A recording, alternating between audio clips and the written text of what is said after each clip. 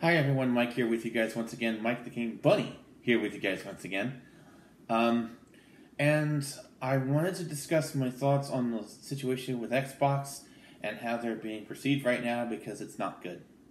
It is not good for Xbox as a company, nor is it good for Xbox Series game owners who jumped into next gen on their side, or even for those who own multiple consoles this generation, like myself.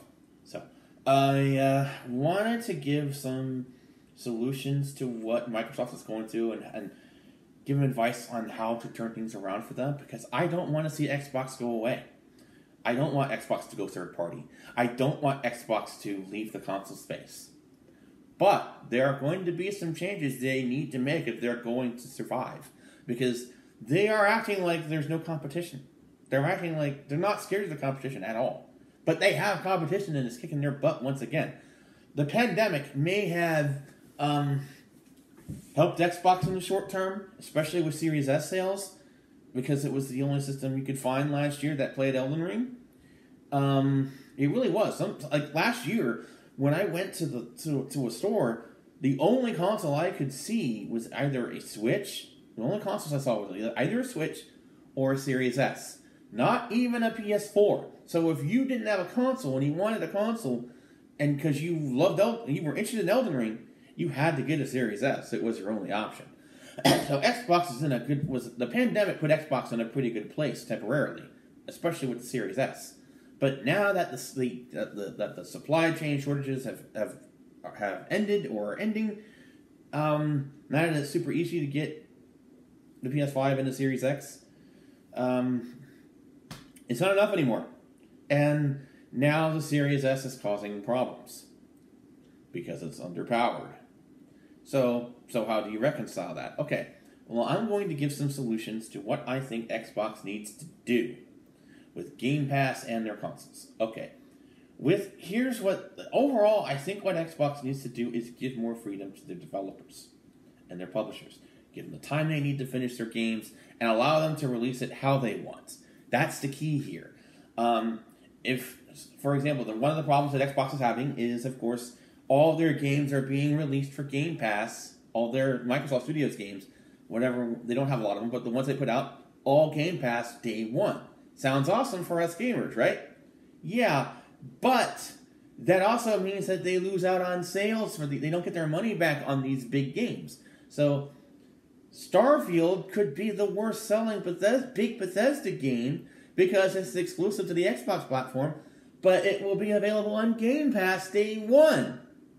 But the problem is, if you don't do that, then you alienate the people who subscribe to Game Pass. Because one of the reasons we got Game Pass was because we wanted the game on Game Pass day one. Here's what I suppose. It's the same solution as arcades did back in the day and what movies do to this day. And that is, my first advice here, have a year requirement for these games. Like, if do not put your big first party titles on Game Pass for at least a year. Make people buy Starfield physically or digitally for a year before putting it on Game Pass. You'll still have some people who are waiting for Game Pass. We'll wait for Game Pass, but a lot of people are going to want to play, especially if Starfield turns out to be good. A lot of people won't wait, and they'll go, oh, if I want to play this now while the iron's hot, like if I'm a live streamer or a reviewer with a YouTube channel, I better go pick up a copy now. So I would say for big releases, Microsoft should wait a year before putting them on Game Pass. Now, if you want to release smaller things on Game Pass, like a small indie game that no one would hear of, you can put those out day one because that would help give it its attention. That's what happened with Rocket League over on the PlayStation side years ago.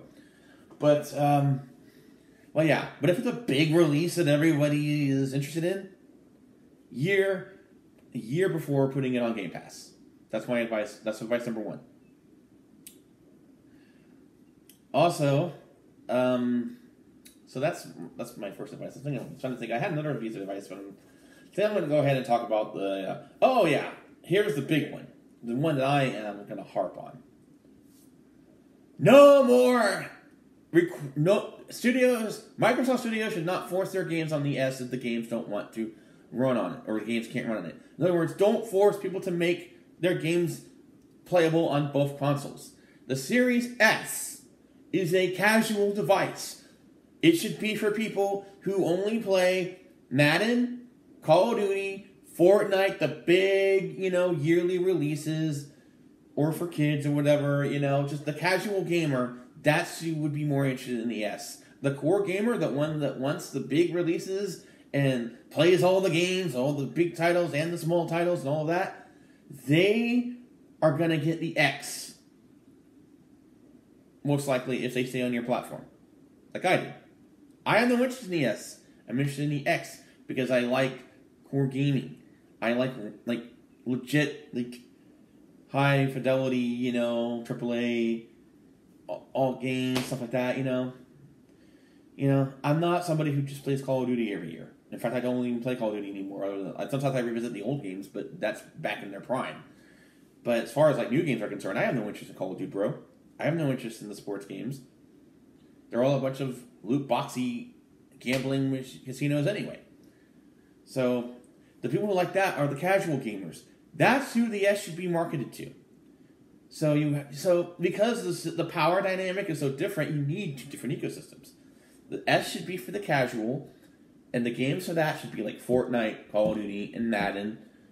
But allow bigger developers and publishers, those who want to make core games, to make games if they're exclusive to Microsoft, exclusive on the X. No S for it, unless of course you're playing from the cloud, which nobody likes. So the core gamer is going to want to play on the X. Why not give developers the decision, allow them to be able to make a powerhouse of a game for your X? You want to show off the power of the X anyway. It's a beast. You want to show it off. There's no reason Final Fantasy 16 can't run on it. But there's reason that it can't run on the S. And that's why you're losing third-party titles. And not just small ones.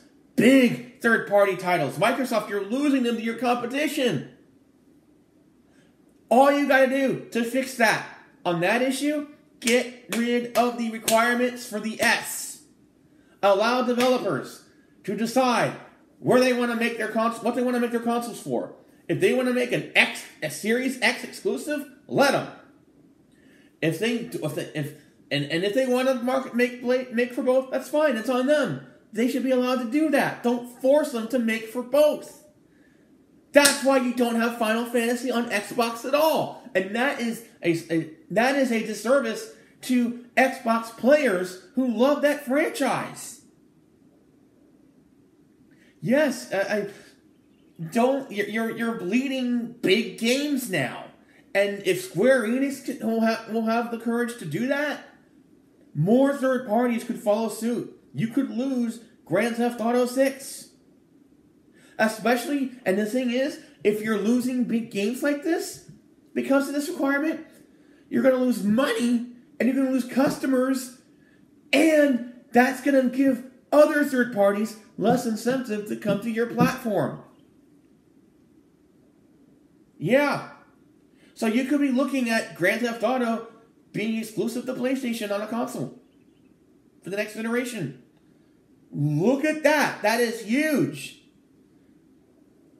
The fact that you don't have Final Fantasy 16 coming to your system at all, the mainline game in that series should terrify you.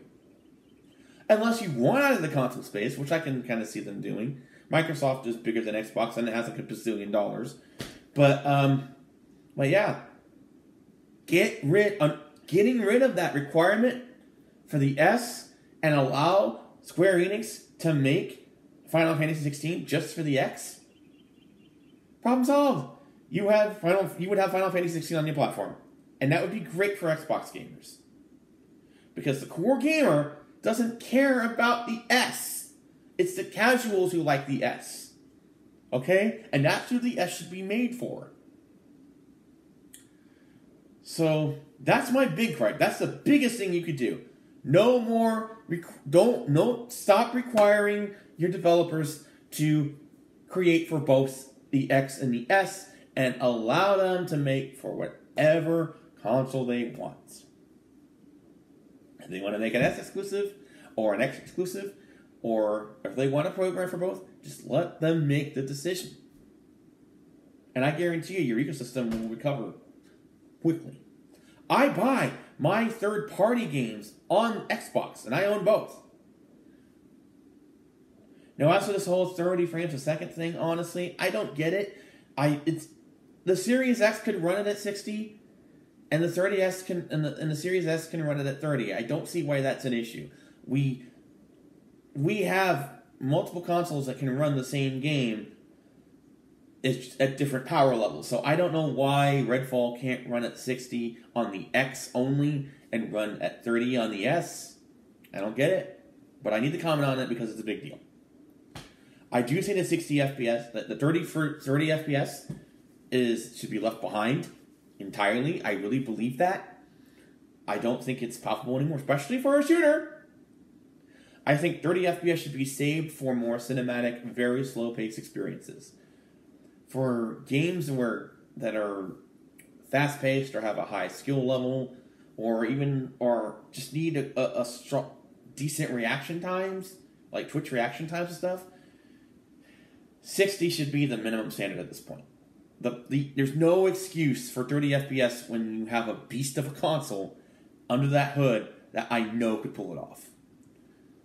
So that's another thing I'll say.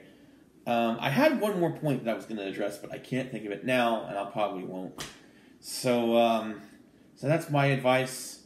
Drop the requirements for the don't force people to make for the S they don't want to make them. Don't force developers to make for Series S games they don't want to.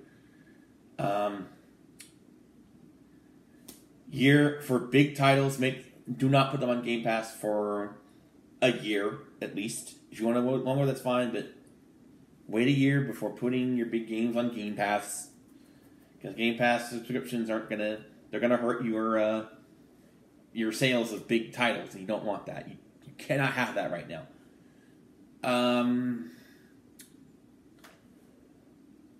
Also, I'd like to see you bringing VR to your console, but I just don't see that happening, and you're not in a position where you can do that anyway. But man, would it be awesome to have Halo in VR? I would love that. But yeah, don't worry about that last part. That is something that I want. That's not something that you need to do right now. Okay. Anyway, just know you're competitive. Here's the thing: what Microsoft has done the best, as I said in the previous video, is their backwards compatibility is the gold standard right now. So, but man, you guys, Microsoft, I don't want you to become Sega. As cool as it would be to play Halo on a Switch on the go, I don't want that to happen because I need you in the console space. We need competition. With fewer competition comes less innovation, less choice, less of what we want as gamers, and less power for us as consumers. We need Xbox to stay in the console race, but they need to act like they're in a console race. Because PlayStation is kicking your butt. Once again, 2 generations in a row. And don't say, oh, that can't happen. We take turns each generation. No. PlayStation already won 2 generations in a row because of the 5th and 6th generations. PlayStation dominated both. It wasn't until 7 that they started to falter. And they quickly turned that around. And I believe you can do this too, Microsoft. I believe you can turn this around as well. If the PS3 could change its fortunes, so can the Xbox Series consoles. Man, I wish I could remember the other point that I was going to make. Because I had one more piece of advice, and I can't think of it right now. But yeah. Drop the requirements for both consoles. And year before putting a big release on Game Pass. I also hear something about this 18-month contract thing. I don't know anything about that. I hear that's a big deal. I'll just let other people talk about that. I'm not going to say anything about it here because I don't know anything about it. But anyways, Microsoft, please take what I said into account. if you have to get rid of Phil Spencer, I know he did a great job for many years, but he's not doing a good job right now. That's something you might want to consider as well. But yeah, no more S requirement. Year off before game needs to be out a year before it goes to Game Pass. And just one of those things, just getting rid of the S requirement would go a long way. That alone would go a long way. I guarantee it. Anyways, that's all I got to say for now. And hopefully Xbox will turn this around because I don't want to lose you guys. Like I said, you guys are my go-to console for third-party games. And I don't want to lose you. All right? Take care. Bye.